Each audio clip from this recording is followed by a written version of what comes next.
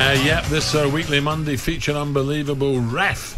When we take a look back at some of the controversial calls over the weekend, we've got to start at Molineux. Here we go. Wow. And you can hear the boos for referee Tony Harrington and his team of officials, because the full-time whistle has gone here and West Ham United will stay in 7th place in the Premier League. Jose Sarr and the players gathering round Harrington in the centre circle right now absolutely livid with the intervention in stoppage time after they thought Max Kilman in the 98th minute had managed to get an equaliser for Wolves. We scored a good goal and it was disallowed.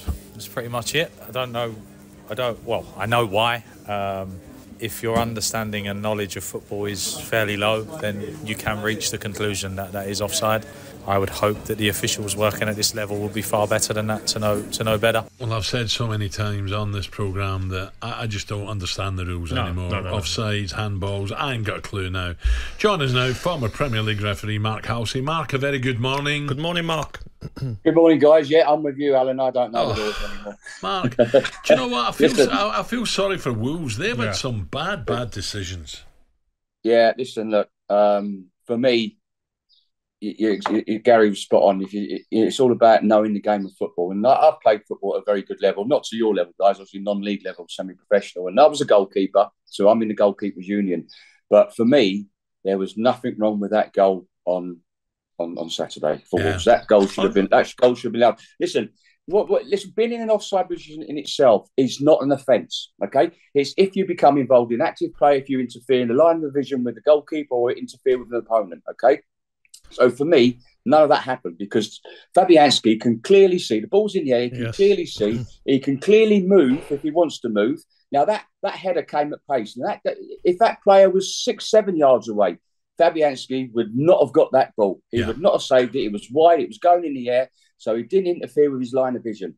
So it's about knowing the game, and they've manipulated the law. Yes, okay, you could say it's subjective. So, well, if it's subjective, why has VAR got involved? They should never have got involved. Mark, that's what I said. Listen, I'm not a big fan of Wolves. You know, the rivalry between Wolves and Aston Villa. I get a lot of stick off their fans. But I was shocked at that not given. Like, it's not as if like the Wolves player is holding the keeper's arm and he's stopping him. That would be different. He stood there, like you says, the goalkeeper's never going to save it, never going to save that header.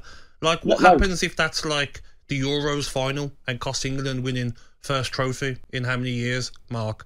You know what I mean? There'd be riots. Like, you can't... You know what I mean? And you've got Wolves players coming on, Cunha, swearing at the referee or having to go at the referee. You can't blame players now when you're getting decisions like that. You're right, and I could understand it if the ball was coming directly to the goalkeeper, you know, the straight in line, and he's straight in front. But the ball is so far wide, he's never ever going to save. And not one player, not one West Ham player complains about him being in that offside position. I think Gary was saying that even Fabianski said it should have been given. Yeah. So listen, listen, it's the same old saying that the referees know the laws of the game. Well, I'm not so sure at the moment, but they don't know the game of football. Mm-hmm. And that if everybody in football this weekend is saying that goal should have been given, and the people are coming out with these stupid statements to say why it wasn't given, then there's something drastically wrong. Mark, what about yesterday's game, Spurs against Forest Madison? Was he lucky not to see red, or was that nothing?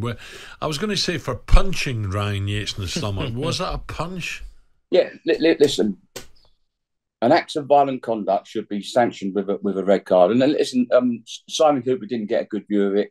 VAR looks at it. Now, listen, when there's an act of violent conduct, the force is negligible. So it gives them that leeway to give a yellow card or a red card. But I felt he was very fortunate, perhaps, not to see a red card for that punch, because you can look at his fist is clenched, isn't it? If it was the palm of his hand, you could say, "Oh, get off me, get away from me."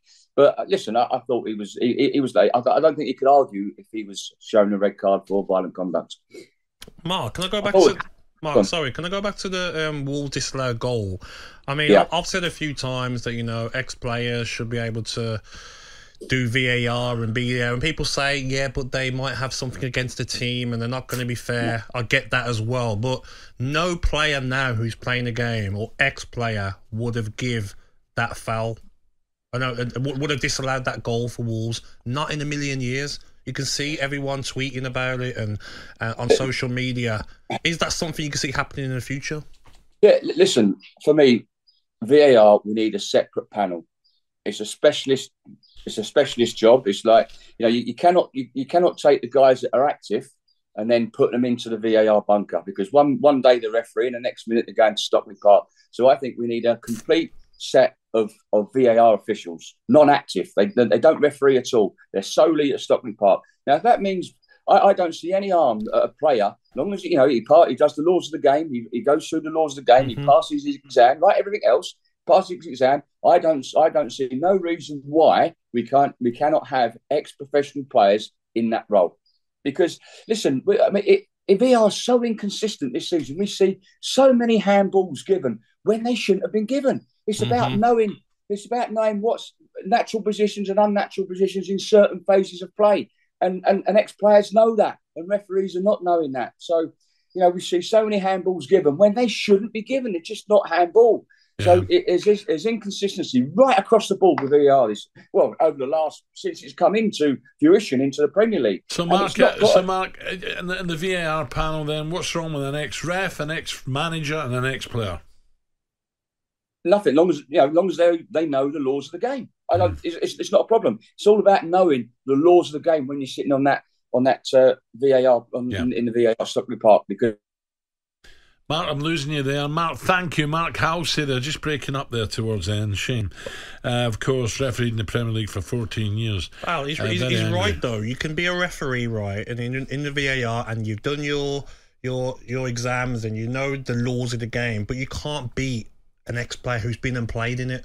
Do you know what I mean? If you looked at that goal, are you telling me that should have been disallowed?